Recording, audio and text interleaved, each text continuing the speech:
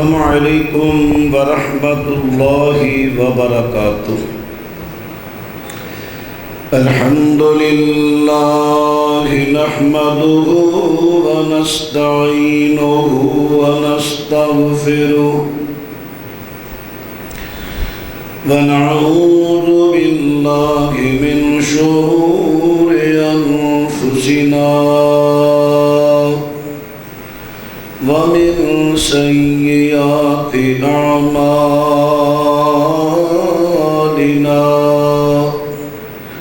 من يهده الله فلا مضل له ومن يضلل فلا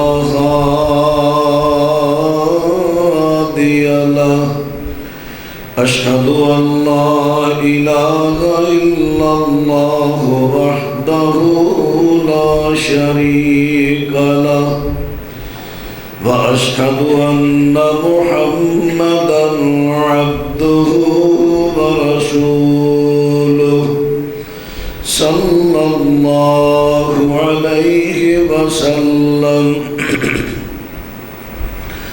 أما بعد فأعوذ بالله السميع العليم من الشيطان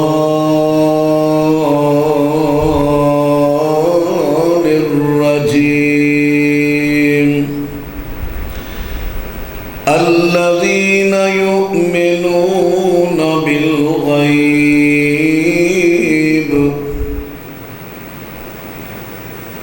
وہ لوگ جو غیب پر ایمان رکھتے ہیں۔ معزز سامعین حضرات،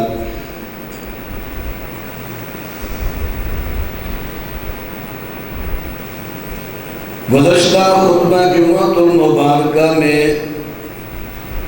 ایمان بالغیب کے حوالہ سے اللہ تعالیٰ کی ذات پر، اس کی صفات پر ایمان بالغیب رکھنا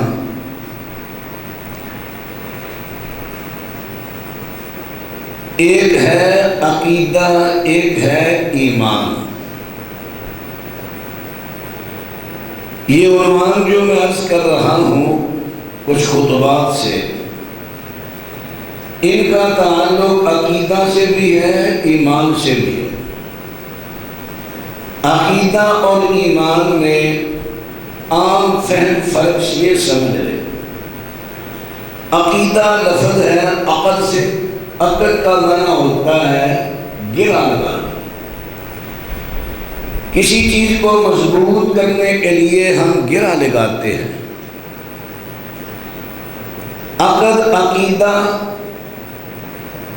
عقیدہ ہے دل میں کسی چیز کا پختہ یقین رکھنا۔ پختہ دل کے اندر پختہ یقین کا نام ہے عقیدہ، اور اس پر پختہ یقین سے عمل کرنے کا نام ہے ایمان۔ یہ فرق آپ سمجھ لیں۔ یہ عقیدے کی باتیں بھی ہیں، ایمان کی باتیں بھی ہیں۔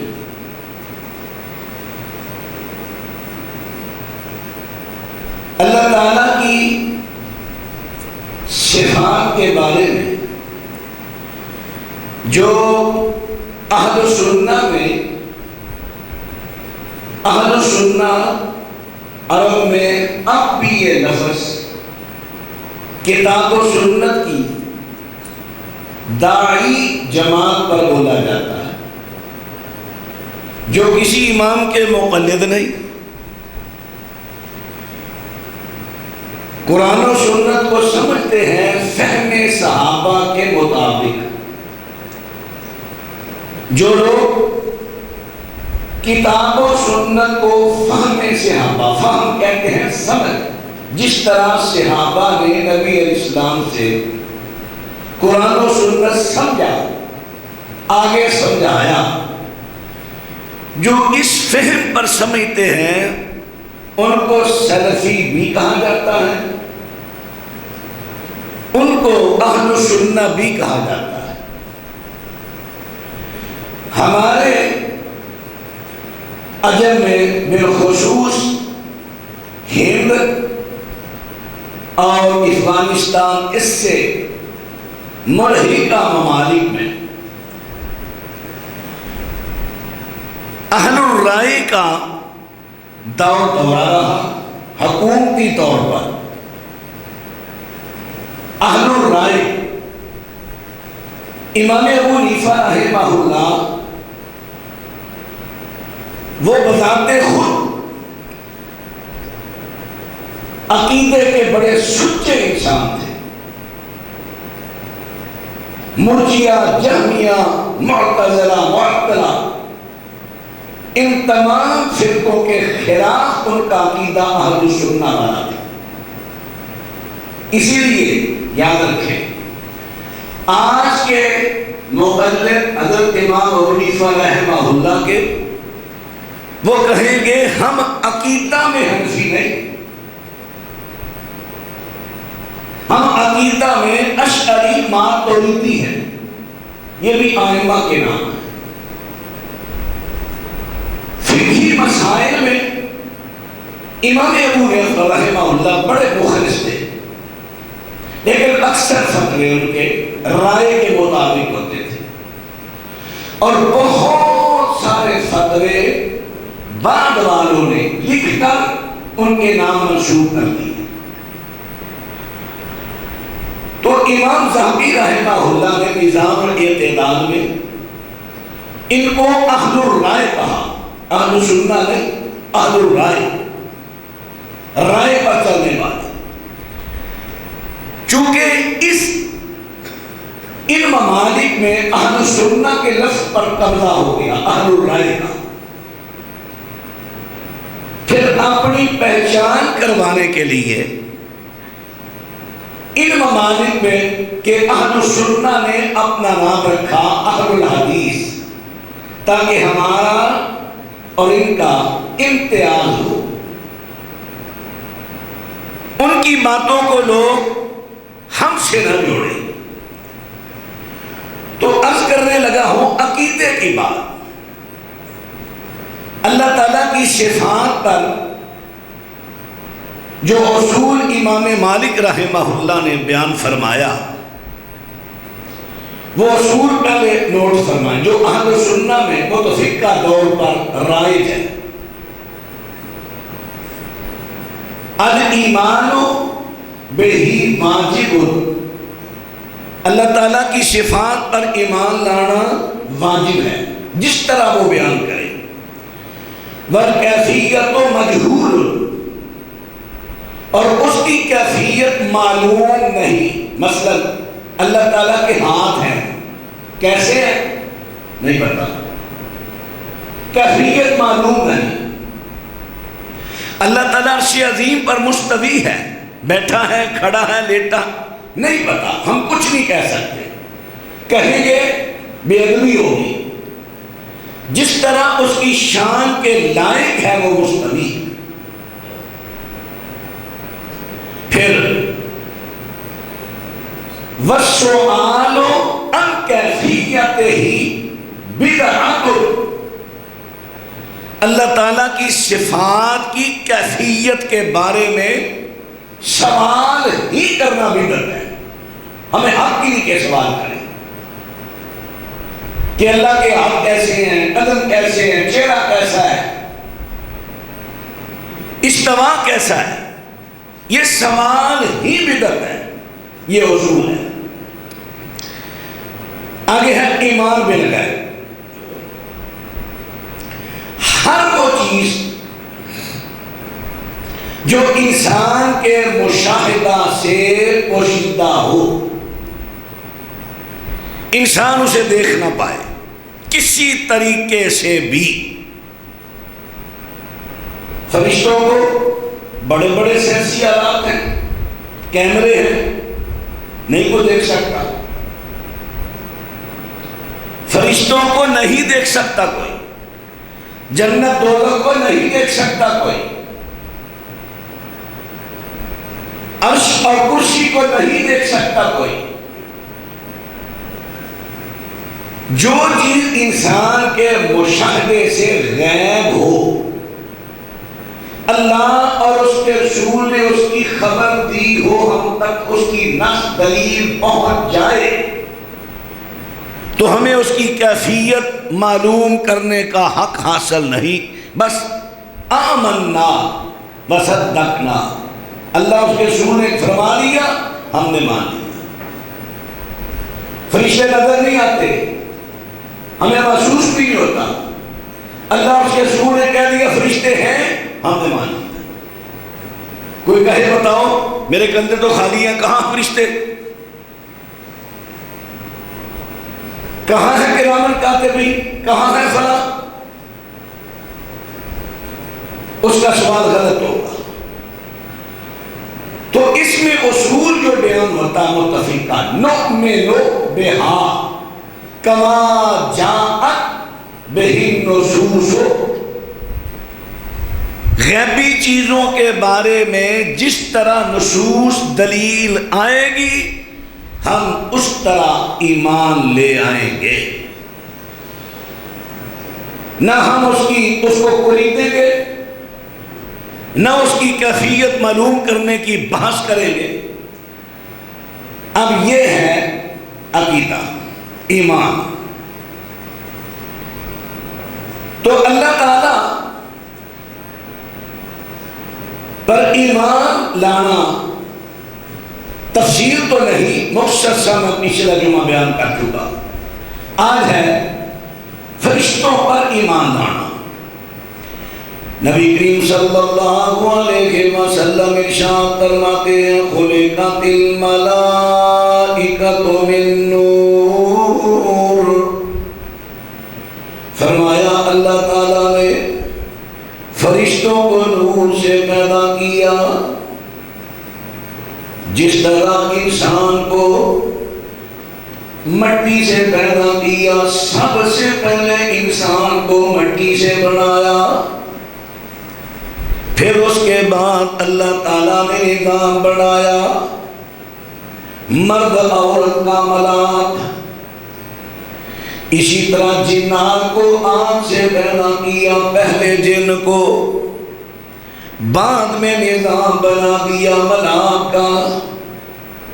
لیکن فرشتوں میں ایسی چیز نہیں، فرشتوں میں نر مادہ نہیں، ملاپ نہیں، پیدائش نہیں.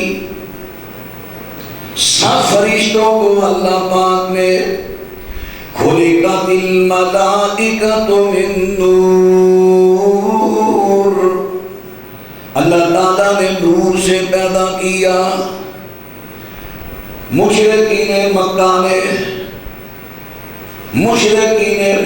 نے لوگوں کو تاثر دیا، فرشتے جو ہیں یہ اللہ کی بیٹیاں ہیں، یعنی فرشتوں کو مؤنث بنا دیا. رب العالمین فرماتے ہیں وَجَعَلُوا الْمَلَائِكَةُ الَّذِينَ هُمْ عِبَادُ الرَّحْمَنِ إِنَاثًا،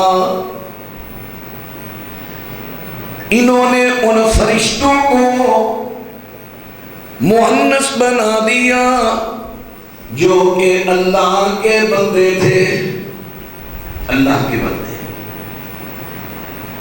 ہمارے بعض خطبہ نبی کریم علیہ السلام کی بشریت کو ثابت کرتے کرتے وہ جتنی ابدیت والی آیات و احادیث ہوتی ہیں وہ پڑھتے ہیں. دیکھیں اشہد ان محمد عبدہ ورسولہ، آپ کہہ رہے ہیں کہ حضرت محمد اللہ کے رسول اور اس کے بندے. بھائی بندے سے مراد جنس نہیں.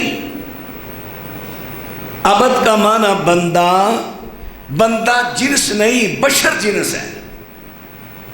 بندے تو فرشتے بھی بندے ہیں، وہ بشر ہیں. جنات بھی بندے ہیں، وہ بشر ہیں. بندے اللہ کی عبادت کرنے والا جو ہے وہ عبد، اس کو ہم اردو پنجابی میں کہیں گے بندہ.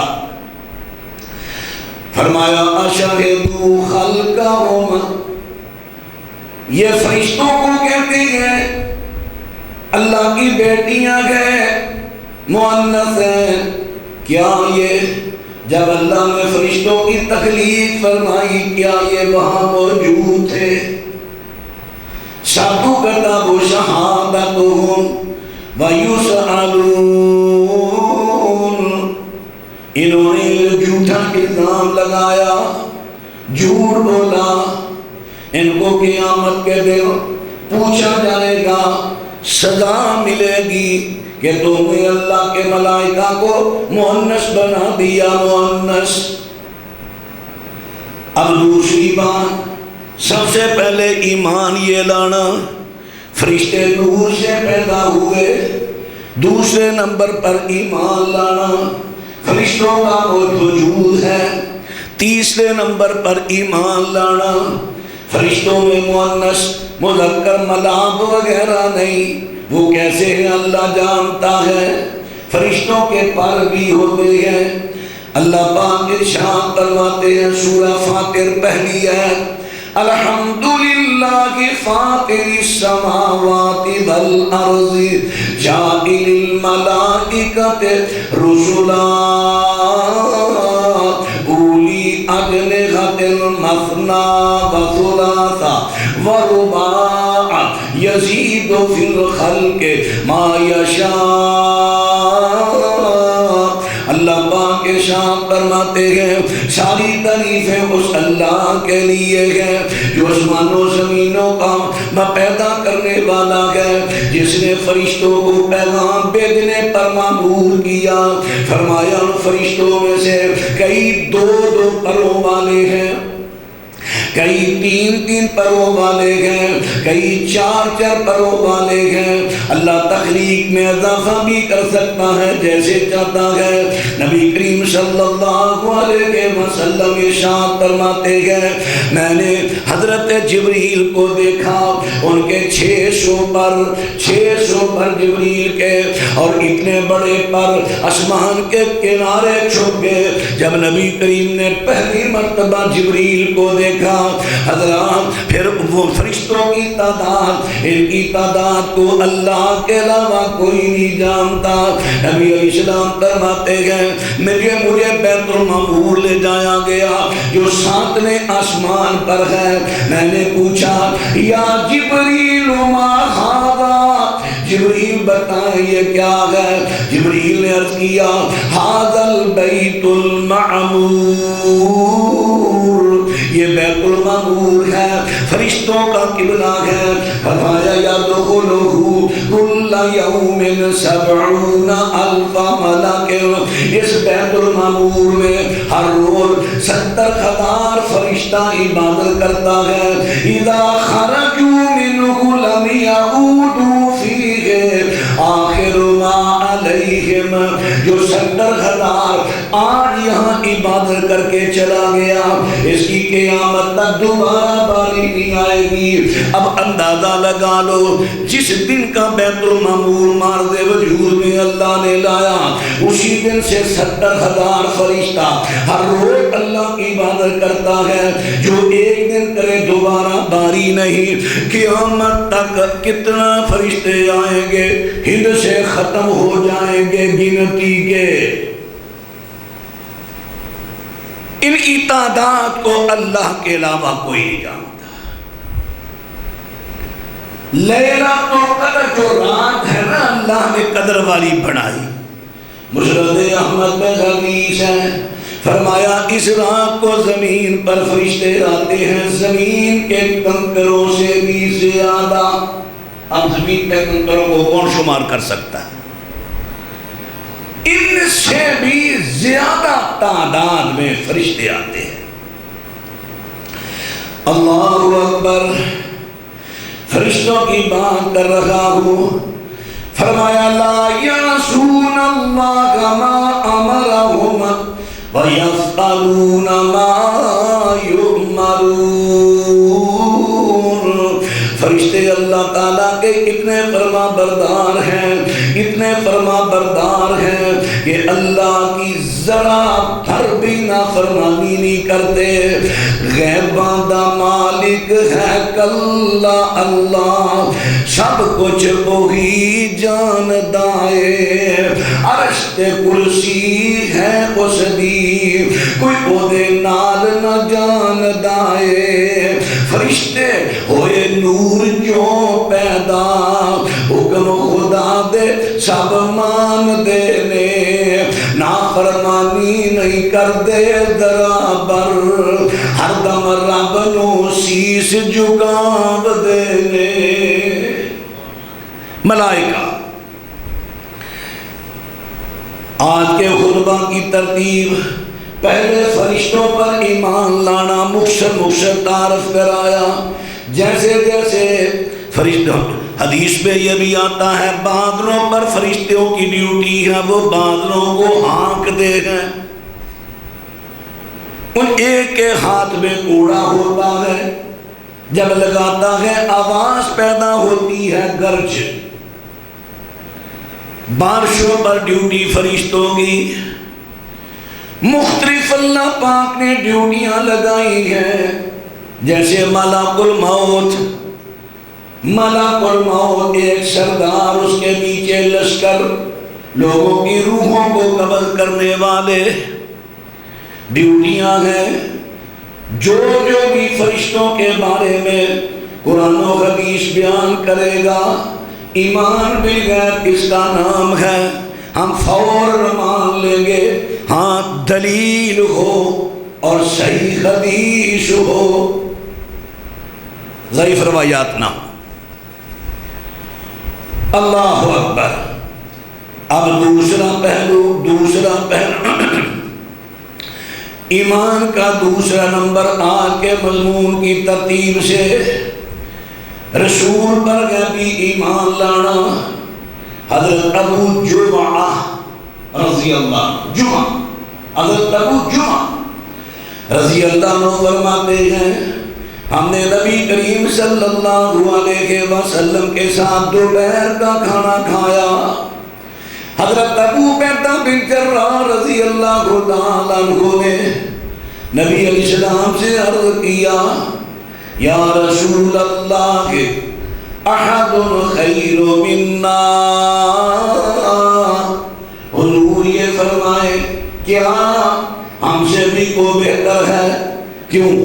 اسلمنا معکا, ہم آپ پر ایمان, ہم نے اسلام قبول کیا آپ کے ساتھ. جاہدنا معکا, جہاد کیا آپ کے ساتھ مل کر, کیا ہم سے بھی کو بہتر ہے؟ فرمایا ہاں تم سے بھی بہتر. کون؟ فرمایا قوم یکونون بعدکم یؤمنون بی ولم یرونی. فرمایا تم سے بھی بہتر وہ قوم ہے جو تمہارے بعد آئے گی. تم نے تو مجھے دیکھا, مجھ پر وحی اترتی دیکھی, میرے معجزات دیکھے, نشانیاں میرے ہاتھ سے دیکھی, تم ایمان لائے. میں تم میں موجود ہوں, مجھے تم نے دیکھا, میرے اخلاق حسنہ کو دیکھا, میری گفتاروں میرے طریقہ کار کو دیکھا. لیکن تم سی بات ایسے لوگ آئیں گے جنہوں نے مجھے دیکھا بھی نہیں, جنہوں نے مجھے دیکھا بھی نہیں, میرے معجزات کو آنکھوں سے دیکھا بھی نہیں, نشانیوں کو دیکھا بھی نہیں. وہ پھر دیکھے مجھ پر ایمان لائیں گے, وہ تم سے بہتر ہوں گے. اب اس کا مطلب یہ نہیں کہ ہم بالکل ہی صحابہ سے سارے بہتر ہوں گے. یعنی بہتر اس طرح ایمان لانے میں, اور صرف ماننا نہیں, اتباع بھی ہے. کیونکہ میں نے عرض کیا نا, دل میں پختہ یقین رکھنے کا نام ہے عقیدہ. جب اسی بات پر, عقیدے پر عمل ہوگا وہ بڑھے گا ایمان. اگر ہماری اطاعت تو اتباعی, ہم نے اللہ اس کا رسول نہ کی, اور ہمارا ایمان کیسے بہتر ہوگا؟ حضرت عقبہ بن عامر یہ تھی مستدرک حاکم کی روایت. اسی کی تائید میں حافظ ابی رحمہ اللہ نے اس کی مطابقت کیا. اب اور روایت سنت سماعت فرمائے.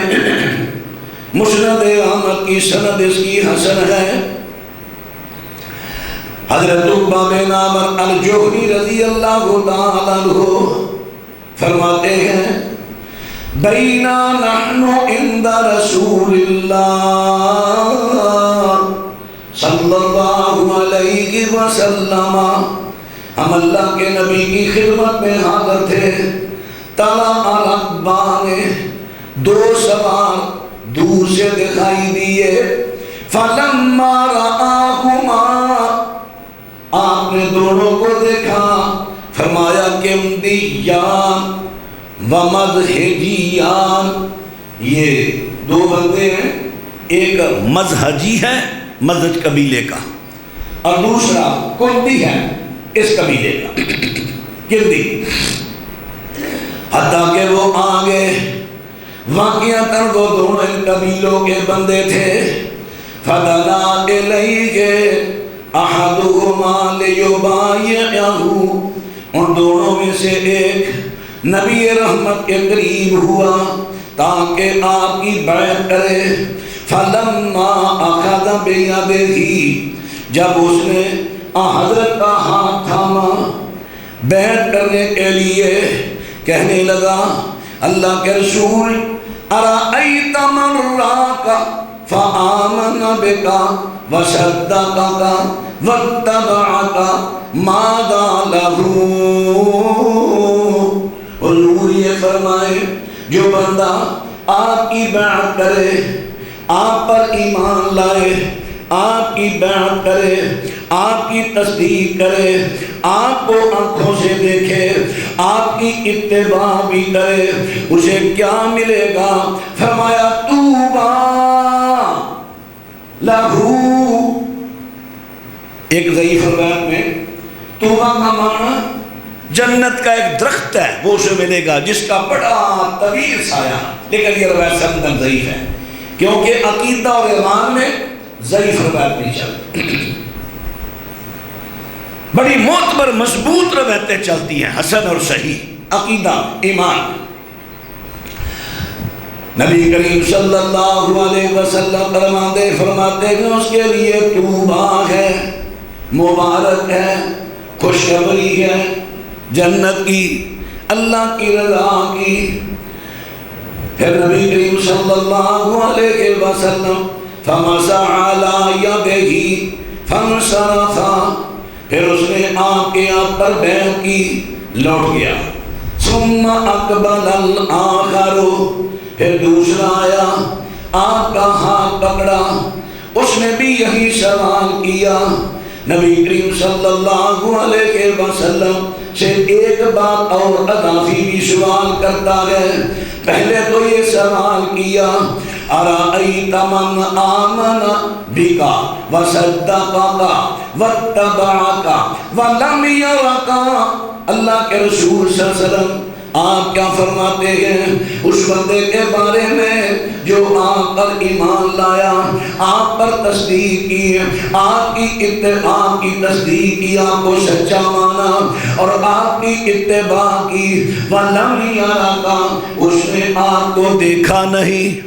پہلے نے پوچھا دیکھنے والے کے بارے، دوسرے نے پوچھا جس نے آپ کو دیکھا نہیں، ملاقات نہیں کی، اس کے بارے میں فرمایا طوبیٰ لہو طوبیٰ لہو طوبیٰ لہو. 3 مرتبہ نے فرمایا اس کے لیے مبارک، اس کے لیے خوشخبری، اس کے لیے مبارک خوشخبری، اس کے لیے مبارک خوشخبری. یعنی یہ حدیث کیوں میں نے عرض کی مسند احمد کی روایت جلد نمبر 4 صفحہ 152، اس لیے عرض کی ایمان صحابہ لائے، صحابہ کے ایمان کو اللہ نے ہمارے لیے سیمپل بنا دیا۔ جس طرح انہوں نے نبی کریم کو مانا عملی طور پر، اس طرح تم بھی عملی طور پر مانو۔ جب تم مانو گے پھر تمہیں ایک نہیں 3 خوشخبریاں ملیں گی ایمان بالغیب۔ لیکن ایمان کے تقاضے پورے کرو، ایمان کے تقاضے پورے کرنے ہیں۔ تقاضے، جس کے تقاضے پورے نہیں وہ نہیں، جو تقاضے پورے کرے، یعنی اس کو اللہ اجر، صحابہ کا اجر تو کم ہونا ہی نہیں، اس کو اللہ اور اجر دے گا، کیونکہ اس نے بن دیکھے آپ پر ایمان لایا، آپ کی تصدیق کی۔ اور ہمارے مسلمانوں کا یہی حال ہے، اللہ کے بندوں کا، نبی علیہ السلام کے حدیث پر اعتراض شروع کر دیتے ہیں۔ بھئی آپ کا اعتراض یہ بنتا ہے کہ یہ حدیث صحیح ہے یا ضعیف ہے، یہ سوال کرو۔ اگر آپ کو یہ پتہ چل جائے صحیح سند کے ساتھ، حسن سند کے ساتھ یہ حدیث ثابت ہے، پھر آپ کا اس پر اعتراض کرنے کا حق ہی۔ آپ کی عقل مانتی ہے مانے، نہیں مانتی نہ مانے، وہ آپ کی عقل کا قصور ہے۔ کسی عالم دین سے بیٹھ کر، سامنے بیٹھ کر اس کا فہم حاصل کر لو، لیکن گھر بیٹھے اعتراضات، اللہ اکبر۔ رات مجھے ایک کال آئی کہ مولانا آپ نے، یا آپ کی ویڈیو کلپ ہم سن رہے ہیں، آپ نے کہا کہ جن جانوروں کا گوشت حلال ہے ان کا پیشاب نجس نہیں۔ میں نے کہا جی اس کا حوالہ کیا ہے؟ میں نے کہا حوالہ پیچھے دیکھ لو۔ میں نے پہلے حدیث بخاری کی پڑھی، پھر حوالہ دی، پھر یہ بات کی۔ کہتے ہیں نہیں اتنی کلپ پایا، اب لوگوں کی بددیانتی کا اندازہ لگا۔ کلپ وائرل کرنے والے کا حق تھا، جو میں نے حدیث عرض کی وہ بھی ساتھ لاتا، لیکن لوگوں کا ذہن متاثر کرنے کے لیے کس قدر بددیانتی سے کام لیا جا رہا ہے۔ آخری دفعہ دے دی ہے، حدیث کا حوالہ چھوڑ دیا۔ میں نے کہا کہ اس میں نے یہ بھی کہا ہے اگر یہ نجس ہے، اگر معقول اللحم کا پیشاب گوبر نجس ہے، جب تم جانوروں کا دودھ دھوتے ہو، کئی مرتبہ جانوروں کے پیشاب کے چھینٹے دودھ میں آتے ہیں، سب پیتے ہو یا نہیں؟ حرام پی رہے ہو، گوبر کے چھینٹے آتے ہیں، کئی مرتبہ گوبر کے چھوٹے چھوٹے ٹکڑے ہاتھ سے پکڑ کر باہر نکالتے ہیں۔ پیشاب تو ضرور کر جاتا ہے لیکن گوبر کے ٹکڑے نظر آتے ہیں۔ یہ اللہ کی خاص رحمت ہوئی بندوں پر۔ پھر سوال آگے کیا کرتے؟ اچھا چلے ٹھیک ہے، پھر ایسا کرتے ہیں گوبر پلیٹ میں لا کر دیتے ہیں آپ کو چمچیوں سے کھائیں۔ بھائی یہ آپ کو کس نے کہا؟ اب بلی نجس نہیں، حرام ہے، وہ نجس نہیں، کھاؤ گے۔ گدھا نجس نہیں تو بس والی نہیں کرتے۔ کبھی آپ کے کپڑے نجس ہوئے ہیں؟ کوئی کہے نجس نہیں تو کھاؤ۔ حدیث پر اعتراض کس قدر بے شرمی ہے، یہ تو میں نے ایک مثال بیان کیا ہے، بہت کچھ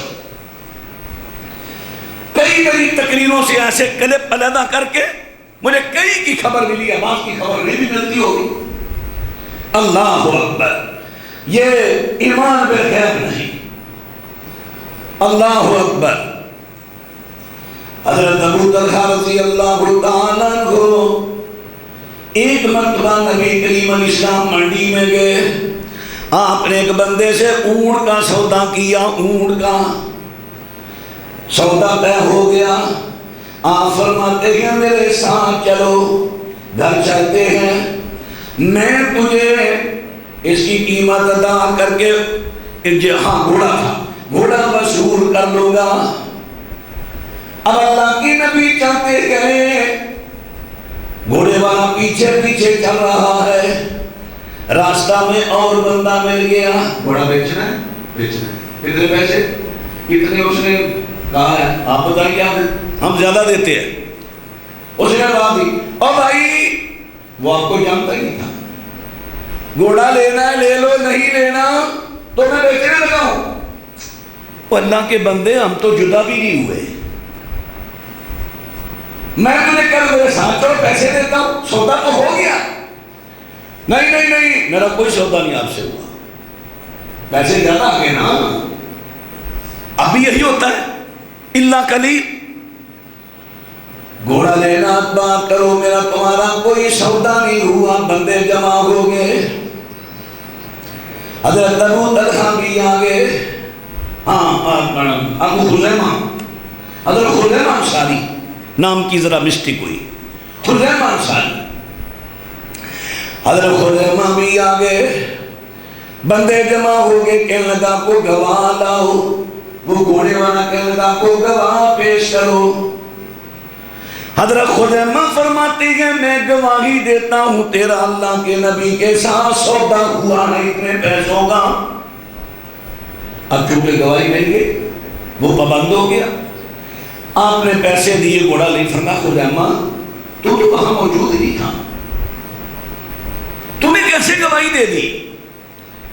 اللہ کے رسول یہ تو معمولی بات ہے, آپ نے اس سے بڑی بڑی باتیں کہی. جنت ہم نے دیکھی نہیں, آپ نے کہا جنت ہے, ہم مان گئے.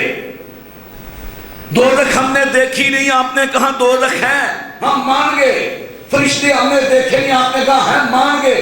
اللہ کو ہم نے دیکھا نہیں, آپ نے تعارف کرا, ہم مان گئے. جب ہم آپ پر ایمان لے آئے تو یہ تو معمولی بات ہے. جب وہاں ہم نے آپ کو سچا سمجھا, یہاں بھی ہم نے آپ کو سچا سمجھا. میں حدیثیں پڑھ پڑھ کے سناتا ہوں ہر جمعہ میں, ہر نماز میں. اور اللہ کے بندوں قدم سے قدم ملاؤ, یہ اللہ کے رسول کی حدیث ہے. ایک نمازی دوسرے نمازی کے کندھے سے کندھا, قدم سے قدم ملائے. لیکن ہمارا ایمان یہ ہے پھر اپنی سے پڑھے ہوتے, کتنے کا فاصلہ ڈال کر کھڑے ہوتے. یہ ہے ہمارا ایمان. رفع دین کی احادیث علماء پیش کر رہے ہیں, مثبت روایات, اثبات کی روایات. پھر چیلنج کر رہے ہیں پوری دنیا سے, علماء سے, ایک صحیح سند سے حدیث لاؤ جس میں ہو کہ نبی علیہ السلام نے ایک رکعت رفع دین کے بغیر پڑھی ہو. اتنے بڑے دعووں کے باوجود ضد پہ اڑے ہوئے. یہ ہمارا ایمان ہے. پھر میں وہی مثال دیتا ہوں نا, بچھو دی جان جان دے شٹھو میں آنی. کسے پوچھے آپ تو جو لڑا کیڑا نے کہا جنوں ہاتھ لائیں. اب جس کو بھی پوچھو گے میرے سے بڑا نبی کا عاشق کون ہے, میرے سے بڑا مومن کون ہے, یہ ہمارے ایمان کا عالم ہے. ایمان بالغیب پر لوگوں کے تانوں کی پرواہ چھوڑ دیں. لوگوں کے تانوں کی پرواہ نہیں کرنی پڑے گی. پرواہ کرو گے لوگوں کے تانوں, لوگوں کی باتوں, اگر ان کی پرواہ کرو گے تو ایمان بالغیب نہیں لا سکتے. کسی کی ملامت کرنے والے کی ملامت کا خیال نہ رکھو. بے باک ہو کر اللہ اور اس کے رسول پر ایمان بالخیر لاؤ. اللہ اکبر. حضرات یہ عمل کر رہا ہوں, ایمان بالغیب کی بات کر رہا ہوں, ایمان بالغیب. اللہ اکبر. یہ تو رسول کریم صلی اللہ علیہ وسلم پر ایمان بالغیب کی بات تھی. اب اللہ تعالیٰ کے عرش, اللہ تعالیٰ کا عرش کسی نے دیکھا نہیں, اللہ کے عرش کسی نے نہیں دیکھا, مشاہدہ نہیں کیا. شیشی بڑے بڑے آلات آئے, اللہ کے عرش کو دیکھ نہیں سکا. اس پر ایمان لانا, اس پر ایمان لانا. فرمایا والملک علی ارجائها ويحمل عرش ربك فوقهم يومئذ ثمانیہ. فرمایا قیامت کا دن ہوگا جس دن اللہ تعالیٰ کے 8 فرشتوں نے اللہ تعالیٰ کے عرش کو تھاما ہوگا. اللہ کا عرش. اور وہ فرشتے کیسے ہوں گے؟ نبی علیہ السلام فرماتے ہیں انما بین شحمت اذنہ الی عاتقہ مسیرۃ 700 عام.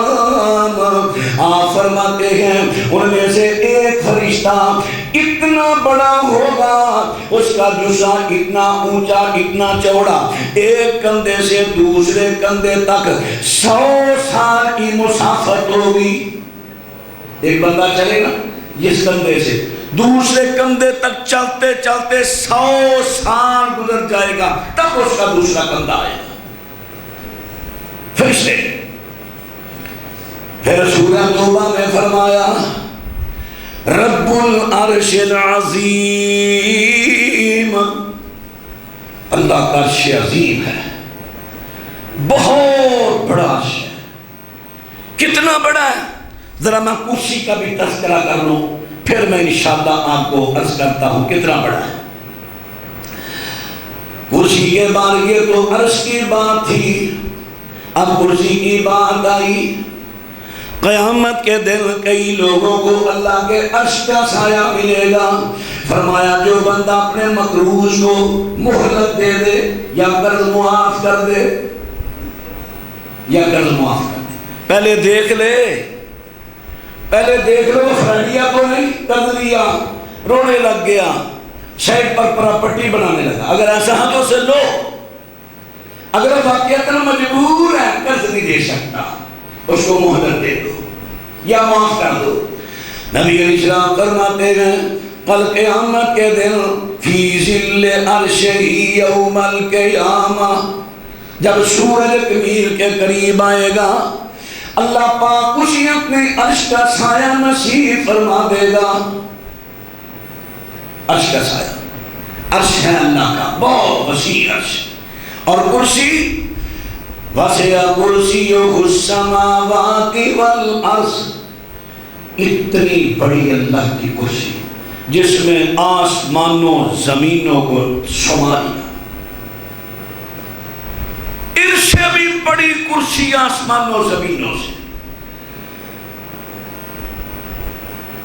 حضرت عبداللہ بن عباس کا قول ہے الکرسی موضع القدمین والعرش لا یقدر قدرہ الا اللہ، کرسی اتنی بڑی ہو کر صرف اللہ کے قدم کی جگہ ہے، اور اس کا عرش اتنا بڑا ہے اللہ کے علاوہ اس کی بڑائی کو کوئی جان نہیں سکتا۔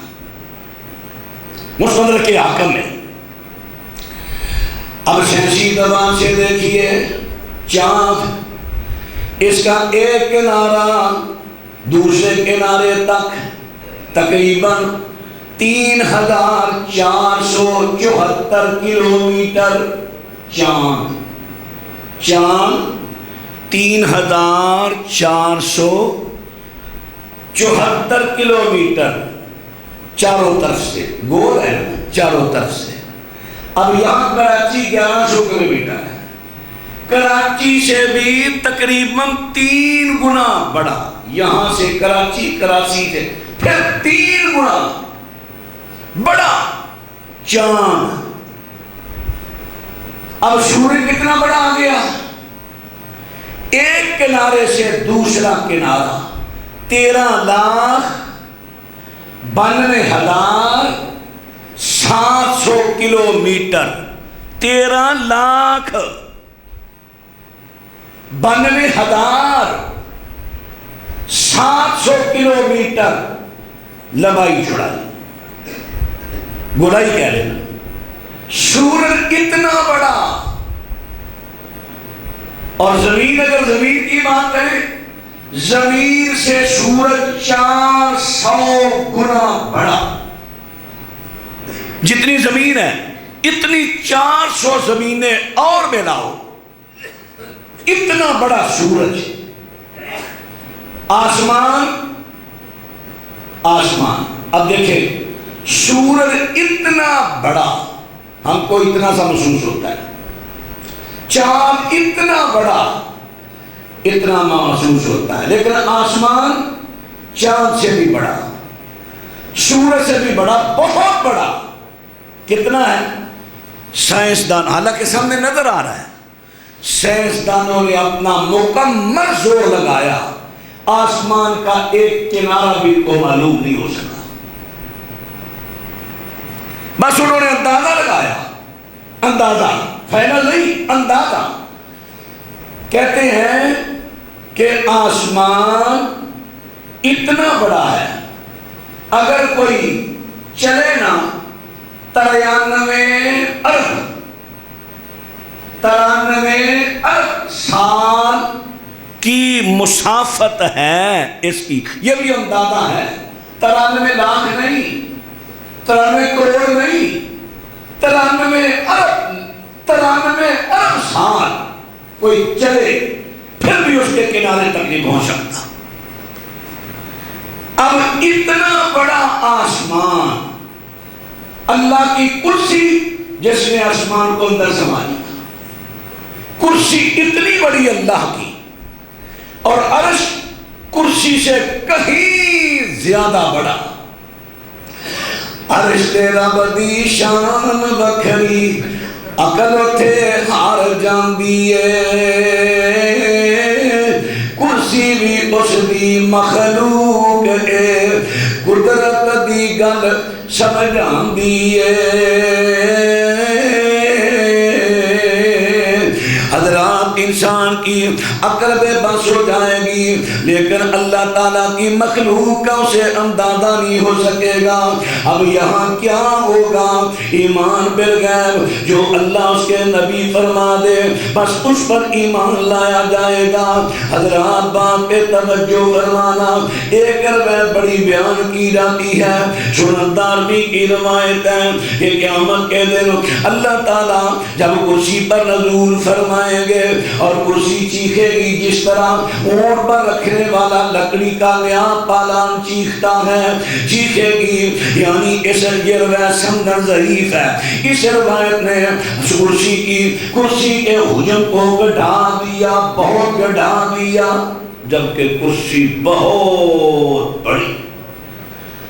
تو یہ تھی اللہ کی کرسی، یہ تھا اللہ کا عرش، یہ تھے اللہ کے رسول، اور یہ تھے اللہ کے فرشتے، جن کا میں نے بڑے اختصار سے آپ کو تعارف کرایا۔ آخر پہ وہ جملہ میں پھر رپیٹ کرتا ہوں، عقیدہ ہے ان سب چیزوں کو دل کے یقین سے ماننا، دل میں یقین رکھنا۔ لوگ ہمیں کہیں فرشتے نہیں، ہم نہیں مانیں، ہم کہیں گے فرشتے ہیں۔ لوگ کہیں اللہ کا عرش نہیں، ہم مانیں گے اللہ کا عرش ہے۔ لوگ کہیں گے حدیث قریشی ایسے کہ یہ ٹیبل ہے، اوپر میں موبائل رکھتا ہوں، آپ پتہ چل گیا موبائل چھوٹا ہے، ٹیبل بڑا ہے، اب بتاؤ اللہ بڑا ہے یا اللہ کا عرش بڑا ہے؟ اس قسم کے سوال کرنے ہی بدعت ہے، اس کی کیفیت مجہول ہے، اللہ کے علاوہ اس کی کیفیت کو جانتے ہوئے۔ اب میں نے تھوڑا سا اندازہ جو قرآن و سنت میں آیا یا سائنسدانوں نے کیا وہ میں نے آپ سے عرض کر دیا۔ اتنی بڑی اللہ کی کرسی، اتنا بڑا اللہ کا عرش۔ اب اللہ کتنا بڑا ہے؟ اللہ اکبر من کل شیء۔ اب یہ جتنے بھی غیبی چیزیں ہیں یہ ہیں الذین یؤمنون بالغیب، مومن وہ ہیں جو غیب پر ایمان رکھتے ہیں۔ انشاءاللہ آئندہ خطبہ میں جنات یہ غیبی چیز ہیں۔ اسی طرح جنت، جہنم اور بھی جو غیبی چیزیں ہیں، چونکہ ایمان بالغیب کا ذکر ہو رہا ہے، ان کی انشاءاللہ تھوڑی تھوڑی وضاحت اور ان کے بعد جو اہم باتیں ہیں وہ عرض کر کے انشاءاللہ ایمان بالغیب کوشش کروں گا کہ آئندہ جمعے اس عنوان کو ایمان بالغیب کو سمیٹوں۔ پھر اس کے بعد آگے آئے گا وَيُقِيمُ الصَّلَاةَ، الَّذِينَ يُؤْمِنُونَ بِالْغَيْبِ وَيُقِيمُ الصَّلَاةَ۔ نماز پڑھنا کیا ہے، نماز قائم کرنا کیا ہے، قائم کس کو کہتے ہیں؟ بڑا اہم ترین عنوان ہوگا۔ احباب ساتھیوں کو ساتھ لے کر آنا، ان کو پتہ چلے نماز کو پڑھنا ہے یا قائم کرنا ہے۔ اللہ تعالی ہمیں کتاب و سنت کا عامل بنائے۔ آخر دعوانا